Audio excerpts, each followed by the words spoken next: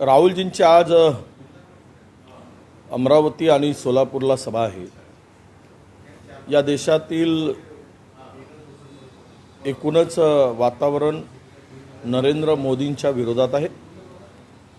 आता लोकांना मोदी सरकार हे जुमलेबाज सरकार आहे हे आता पटलेलं आहे आणि त्यामुळे देशभरामध्ये मोदींचा विरोध होताना तुम्हाला दिसतोय। जबरदस्तीनं माणसं आणून बसवली जातात, पण माणसं ना टाळ्या वाजवतात ना भाषणाला रिस्पॉन्स देतात। ज्या पद्धतीनं ध्रुवीकरणासाठी भाषणं केली जात आहेत आणि अत्यंत निखालस आणि खोटं भाषण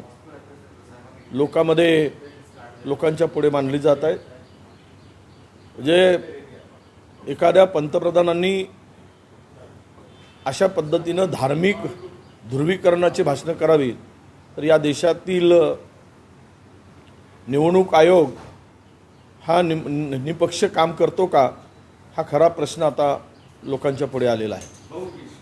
आणि म्हणूनच मला राहुलजींची सभा ही सर्वांना सामाजिक न्यायाची सभा असते, नारी हक्काची सभा आहे ती। या देशामध्ये असलेला जातीवाद, धर्मांधता संपवण्यासाठी राहुलजींनी जी भूमिका स्वीकारलेली आहे ही आता देशभरातील जनतेला पटलेली आहे। त्यामुळेच उठल्याबरोबर मोदी आणि मोदी सरकारला गांधी आणि काँग्रेसशिवाय काही दिसत नाही। विकास कुठे केला ते सांगत नाही आणि फक्त काँग्रेसला शिव्या घालणं, राहुल गांधींना शिव्या घालणं एवढंच काम आता भारतीय जनता पक्षापाशी उरलेलं आहे।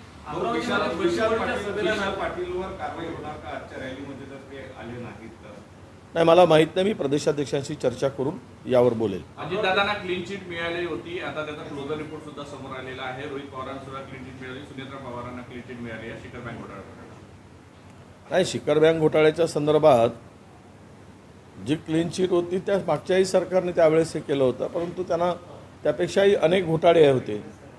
काही अजित पवारांचे केवळ शिखर बँकच घोटाळा होता असं नाही, खूप घोटाळ्यांची चौकशी चालू होती।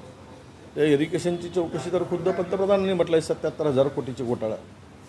आता त्यांना आपल्या पक्षात घेऊन शुद्ध करण्याचं मोहीम जर भाजपाची असेल, भाई भ्रष्टाचारियों को छोडूंगा नहीं पर अपने साथ लिए बगैर छोडूंगा नहीं असं त्यांना म्हणायचं होतं। आणि यामध्ये काही तथ्य होतं की नव्हतं हा सरकारचा विषय होता, कारण मागच्या वेळेस आम्ही ज्यावेळेस आमचं सरकार होतं तपासून ही केली होती त्यावेळेस त्याच्या विरुद्ध आत्ताचं सरकार जे आहे ते अपीलमध्ये गेलेलं होतं, त्याची रिचौकशी सुरू केलेली होती, रिओपन केली होती केस। म्हणून जबरदस्तीनं धमकावणं, ईडी CBI ह्याचा वापर करणं हा रोजचा धंदा भारतीय जनता पक्षाचा झालेला आहे।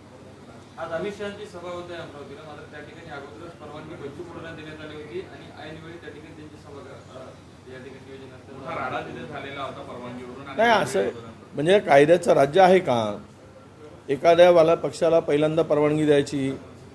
इथे निवडणुकीमध्ये सत्ता विरोधी हा समान असतात, जो पहिले तो पहिले। ज्यांनी पहिले परवानगी मागितली असेल किंवा दिली असेल तर ती बदलण्याचा अधिकारच नाही। ही तर तानाशाही आहे, ही तर हुकुमशाही आहे, ही मस्ती आहे सत्तेची। आणि सत्तेच्या मस्तीला साथ देणारे ज्या सगळ्या एजन्सी आहेत किंवा अधिकारी आहेत हे ध्यानात ठेवलं पाहिजेत। आज दिवस त्यांचा आहे, उद्या आमचं आलं की त्याला तुम्हालाही त्या पद्धतीनं दाखवता येईल। ही मस्ती आणि अशा पद्धतीचं वागणं बरोबर नाही। पहिल्या टप्प्यातील मतदानाची टक्केवारी कुठेतरी खचली, त्यामुळे भाजपने आता दुसऱ्या टप्प्यामध्ये प्रचार रणनीती बदललेली आहे, कारण की आता राष्ट्रीय मुद्दे सोडून आता स्थानिक मुद्दे या ठिकाणी प्रचारामध्ये। काय स्थानिक मुद्दे करणार आहेत? महागाई कमी केली काय? पेट्रोल डिझेलचे भाव कमी झाले काय?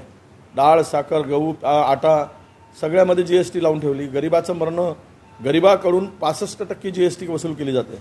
गरिबाला साफ केलं जात आहे, त्यांचा खिसाच साफ केला जात आहे। म्हणजे आता तर ते शर्ट घालायचं तर बिना खिशाचा शर्ट घालावा लागेल अशी परिस्थिती त्या गरिबाची या लोकांनी आणून ठेवलेली आहे। काय केलं गरिबासाठी? त्यामुळं यांना कितीही त्यांची स्ट्रॅटेजी बदलू देत, किती हिंदू मुस्लिम आणू देत, किती काँग्रेसवर आरोप करू देत, लोकांनी ठरवलं आहे हे जुमलेबाज आणि खोटारडे आहेत। धांदात खोटे बोलतात, तोंड उघडलं की यांच्या मुखातून फक्त खोटारडेपणा झलकतोय, बाहेर पडतोय। त्याचीच ती दुर्गंधी येते आहे हे लोकांना आता पटलेलं आहे. त्यामुळे मला विश्वास आहे की कोणती काही स्ट्रॅटेजी बदलली जे आमच्या मॅनिफेस्टोमध्ये नाही ते सुद्धा ते मांडत आहेत, ज्याचा संबंध नाही.